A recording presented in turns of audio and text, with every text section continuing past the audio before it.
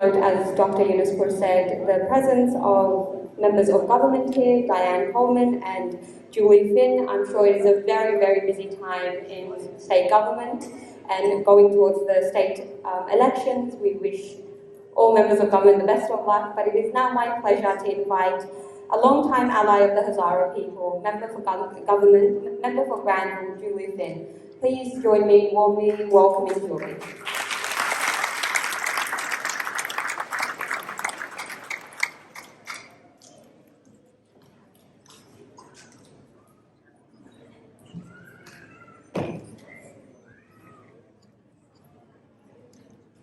Thank you very much. I want to thank the Kateb Hazara Association for bringing us all together tonight to commemorate the life of Baba Mozari and also reflect on the contribution he made to Afghanistan, but also the ideas that he pursued throughout his life. I wasn't with you last year, so this is the first time I've come together with you since the fall of Kabul. And I think this year it seems so much more poignant to reflect on what Baba Mozari said, because so many of the values he cherished have been completely lost in Afghanistan. As of course you're incredibly well aware, the equality between ethnic groups that he pursued and the rights of Hazaras that he pursued, but has been totally undermined since the fall of Kabul and since the return of the Taliban. And I think it is so important to reflect on what he was trying to achieve. Not the supremacy of Hazaras, not trying to change Afghanistan to from being a country where Hazaras have been traditionally persecuted by other groups, but one in which everybody had rights, everybody's ethnic differences were respected, and everybody had a voice. It wasn't about revenge, it wasn't about Hazaras taking control, it was about moving forward together. And that is something that has been lost, and that is an absolute tragedy. Also, as we've heard so often tonight, the loss of rights for women and girls is just unimaginable. And even when the Taliban came back to power 18 months ago, they made many promises about respecting women's education, respecting women's role in the workplace and in society, and of course, time and time again, we've seen them revert to what we expected and restrict girls' education and restrict women's role in broader society. And I know that some of the women here today gathered last night to reflect on his teachings about women and the quote that women make up the majority of the population and they should have the right to make decisions about their future. And that is incredibly important, and that has been completely lost today in Afghanistan.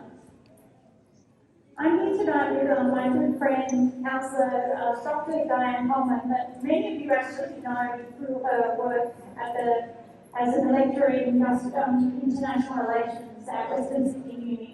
She's also a strong ally for Hazara people, and also quite a bit of a trailblazer herself. I am the first woman to be elected as a member for Granville, so I'm very conscious, of course, that wasn't an easy thing to achieve. There was more than 100 years ago of members of Parliament representing the seat that I represent, and none of them were women. So, but I also know that while sometimes people from the West might sound like we're talking down to Afghans, in fact, the progress here is very recent.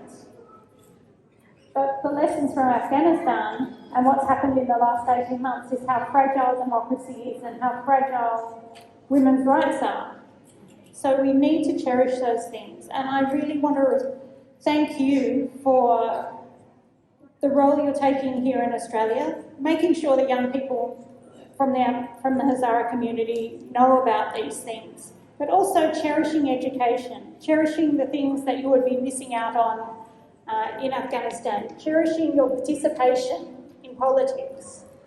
And I know there's a lot of people here who are friends of mine, who are Labor Party allies of mine, but there's probably people in the room who vote for other political parties, and you have every right to do that, and it is incredibly important.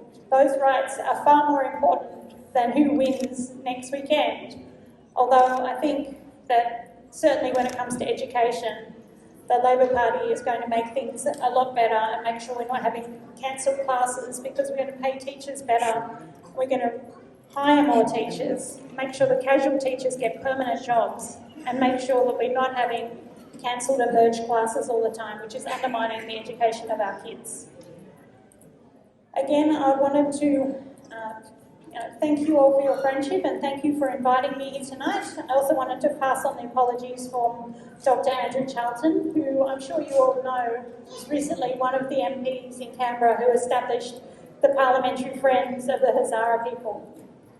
He's a strong ally of yours, as is the former federal MP, Laurie Ferguson, who so many of you know and who actually introduced me to you 8 or 9 years ago.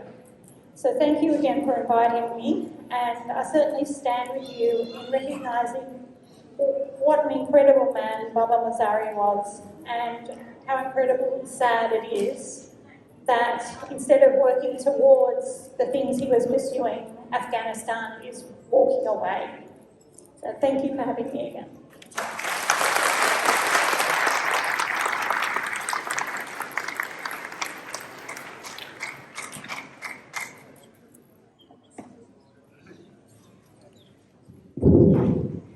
Thank you, Julie, and thank you, Dr. Dan Coleman, for being here and being our friend in the past years. We wish you all the best with the coming elections.